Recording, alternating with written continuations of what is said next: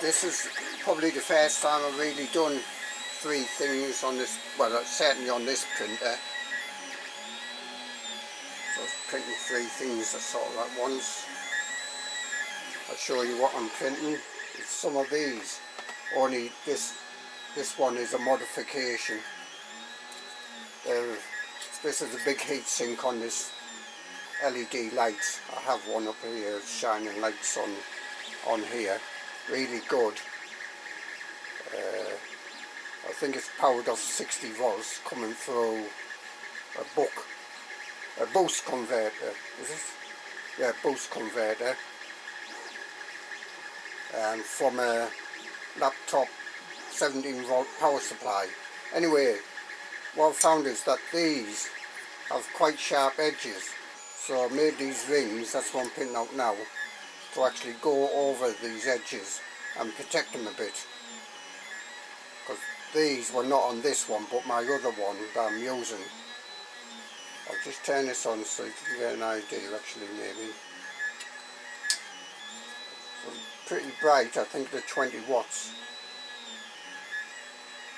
These do get hot.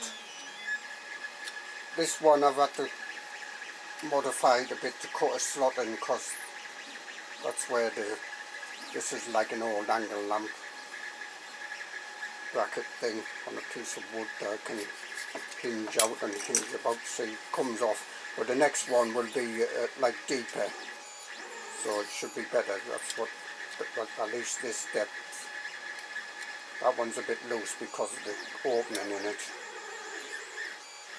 So I think, and that's basically to protect you against these sharp edges. Either that or I'll show you something. This is my Quotemarks office chair. It's not really a good one. Let's have a look. There. Sometimes these lights have been scraping against this office chair and causing a bit of damage. This office chair is, I know, there's some there on the arm. So that's one of those lights actually scraping against that when I've been moving about, so to speak, maybe going backwards and forwards, so to speak, while twisting round and round.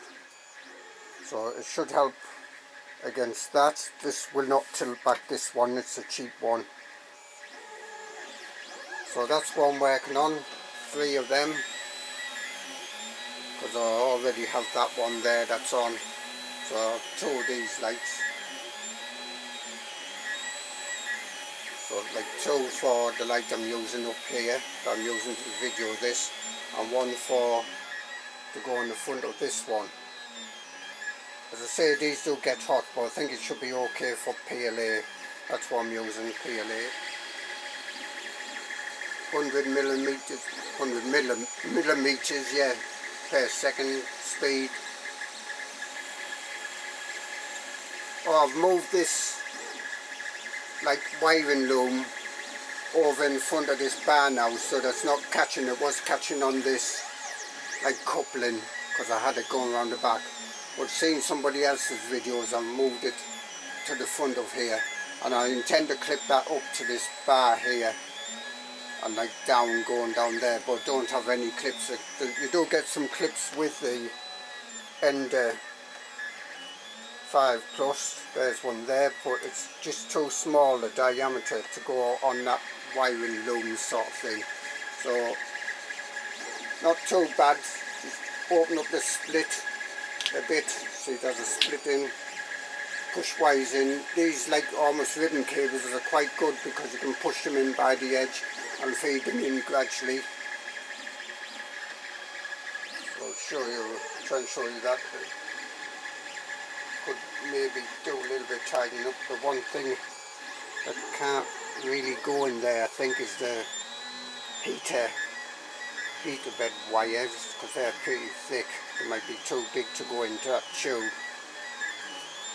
and that's something I'll have to think about. So that's a bit of cable management, I suppose. So I'll be designing some, or looking on Thingiverse for some hooks that will actually hook this up to this, yeah, that's 2020, isn't it, I think, yeah. beam up there. Yeah, earlier on it was going over here and actually rubbing against this coupling or against this rod, quite often against the coupling, and that was going to wear it out.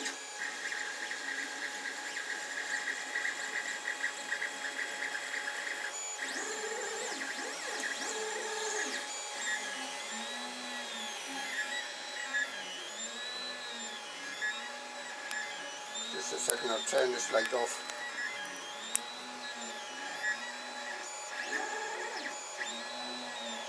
So there's the times on the print, 1 hour 41. Now you watch when it gets to 1 hour 40, no, sorry, forget that. You're limited to how many characters you can have in the file name, and no directory so far as I can tell on the SD card. Obviously if you're printing that from a computer, which is usually not recommended because if it updates or goes on standby or anything like that on the computer, it can, or shuts down for any reason, it can stop your print. But if you were, then you could have probably directories, I imagine, and print from them. But on here, you're not allowed subdirectories, but not with the standard setting. You might, well, if you install Marlin on it, you might be able to. You can install Marlin on these machines, I believe. Something I might possibly, well, a reasonable chance want to try.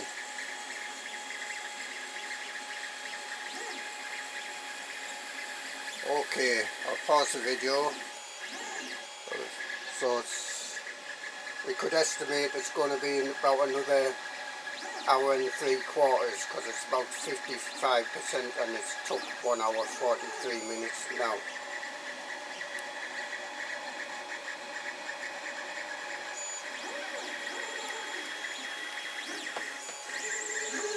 One problem I've noticed by putting this like wiring loom type round here is, notice how this, especially when the carriage goes back, there's a chance that it would catch if it goes lower down and it's already gone. But I plan to pull this way a bit more. At the moment I can't really do that because some of the wirings for the end switch here actually go into the wiring loom in this corner, and that's preventing me moving it this way at the moment, and I don't want to really muck about with it because if I pull on this it's going to pull on the head and it's, well, it might do and knock it out of line.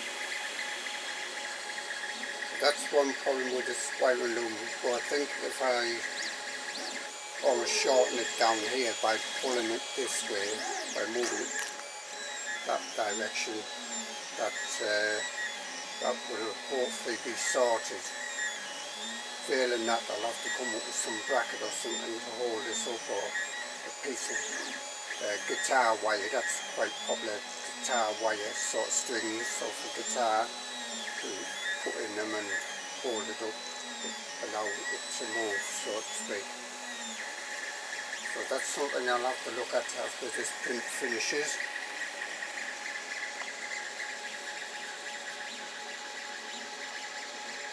There's a mark of an earlier print on there.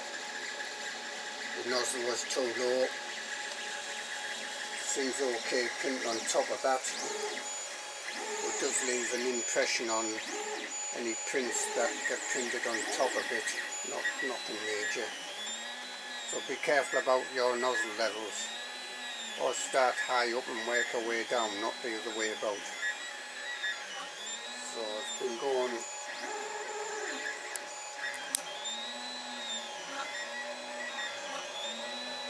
It's been going for hours 12 minutes, and I reckon another half hour or so should see it off, maybe 3/4 of an hour.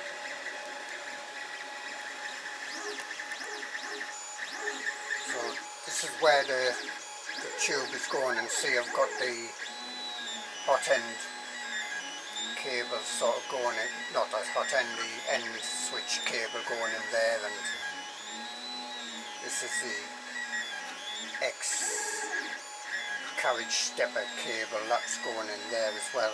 But that would be clipped to there when I can get some clips. I probably might have to redesign them, well, design them myself or redesign somebody else's, because the clips I'll give you aren't big enough for this tube. So that one's probably, I'll have to probably take this out a bit and move this cable a bit towards the left, and hopefully that will stop that. This is planned to be clipped onto here, which actually might make that cable go a bit lower. So that's planned to be clipped onto this, well, along here somewhere. That's a plan, and clipped coming down here. It's a pity, I don't know, I'll have to think about this hot heat bed wires. I think if I could extend them, think about this plug being here actually, it's a bit too high. There's lower down, it might be better. But if I could extend this wire, which might be quite easy, get an extension for this plug, quite a biggish plug that, then I probably could, I might be able to tuck that also in here if there's enough space, if there's enough room for it, because it is quite thick cable. I'll just show you a bit inside, so you can just split it like this and generally push wire in, working your way around and close it back up. It's quite springy, so there's a bit of a, well, a little bit of a not too bad mess of wires down here. I don't know if there's any way around that apart from covering it over or something, if you want neatness. Right, show you once more. So those are coming out well, 3 of them. So as I say, they're very much similar to this one I've got here on the back here. So there's one to go on the front of here, and one to go on the front and one to go on the back of the actual big light I'm using, which is really it's the same as this light. Showed you that earlier, I'll show you it again. So these are, I think 30, oops, what's happened there to my lighting? Oh, my lighting on my, ow, I think it's cut out because it's getting too hot. Bloody hell, that is, yes, that's getting far too hot. I'll have to see to that. That's the lighting on my camera I'm talking about there. I have 2 lights on my camera. I can turn the voltage down, but that knocks the brightness down. Well, anyway, this one, 20 watt bulb, I think, LED. Bright, pure white. I generally get pure white because if you get the warm white, it might affect the colour balance. I think pure white is, well, in my view, is better than warm white. So it's a big heat sink, which really you do need on these LEDs, because they do get, with these heat sinks get pretty warm after an hour or so. Big circular heat sink there.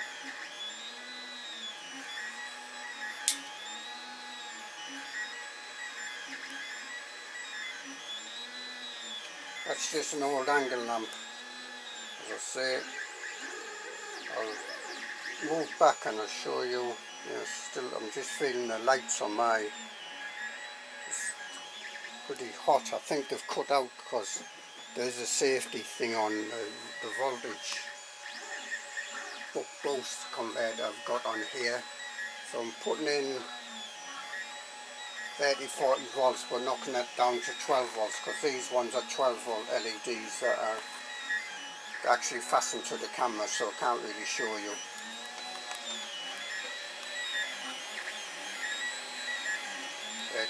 Those ones act a bit like a ring light, actually, to a certain extent.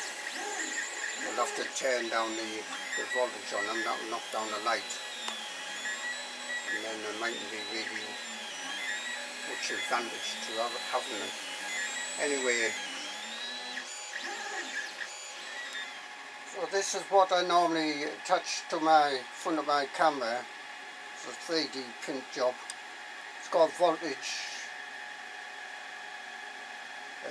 buck converter here, and that is pretty hot. That's probably why it's cut out, because I did turn up the voltage a bit to get a bit more brightness.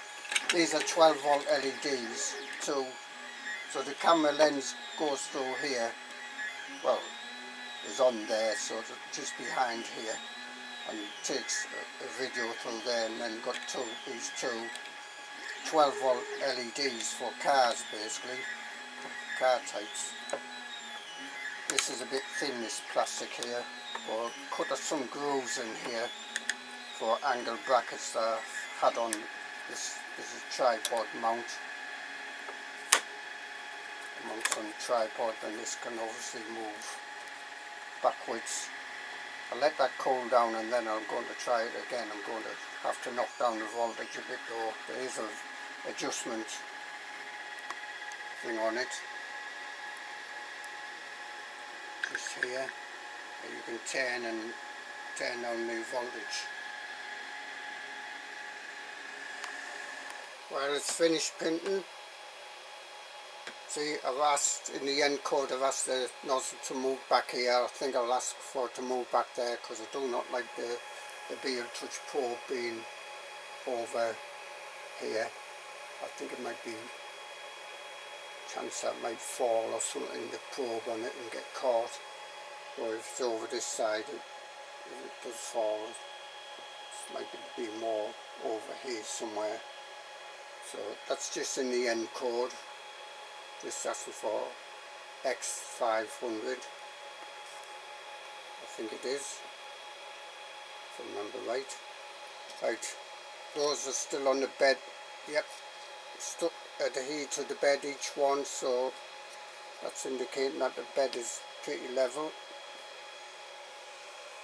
It's just finished, about 1 minute, so it resets the time when it's finished, 99%. So it's including the time to cool down, it's only 99%. It's been off for 1 minute.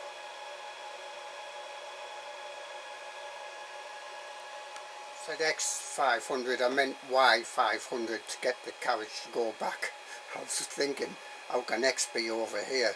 So I do want X500, that's what I'm thinking of, to move the carriage over here when it comes in the end code, which obviously you can change in, well, in my case, in colour.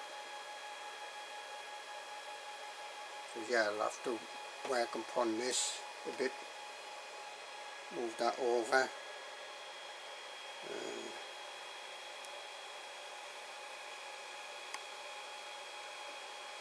I'm still using the original software on this machine. It does show 0 there, 0:3. I thought it wasn't showing any zeros on the time, but obviously it is showing at least 1 0 at the beginning. On the time, if it was 30 minutes, it wouldn't show the 0, I don't think.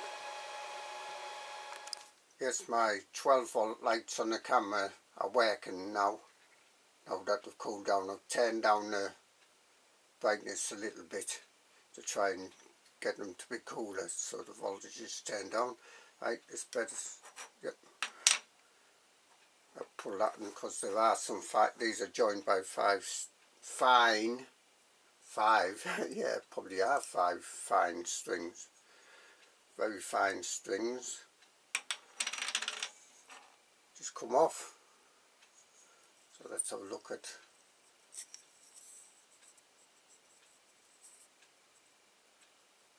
try and get the the glossiness. Look at the bottom here. There's just a bit of a little ridge there. You see it there. Right, I'll fit this to one of my lights just now to show you. There's the inside. Those strings are so fine, just pull them off, or heat gun would get them off. I think that's a starting sort of string there. Right, let's put this on this light down here because I'm using my other light.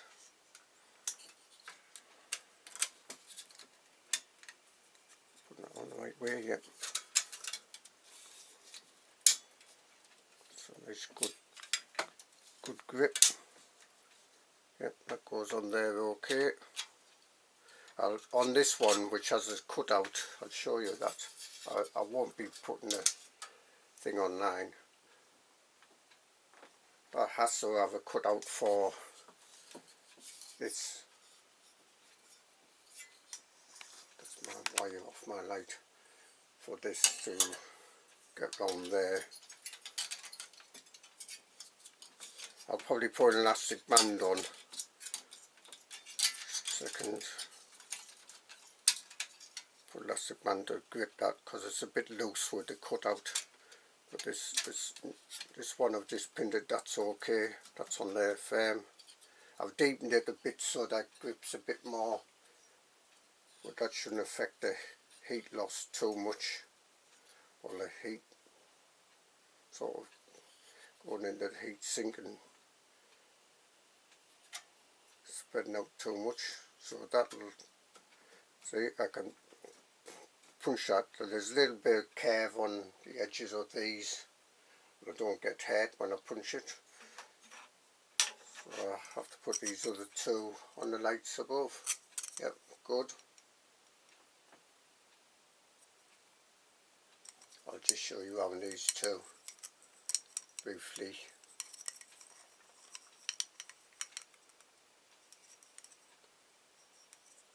So they protect from the sharpish edges on these heat sinks here.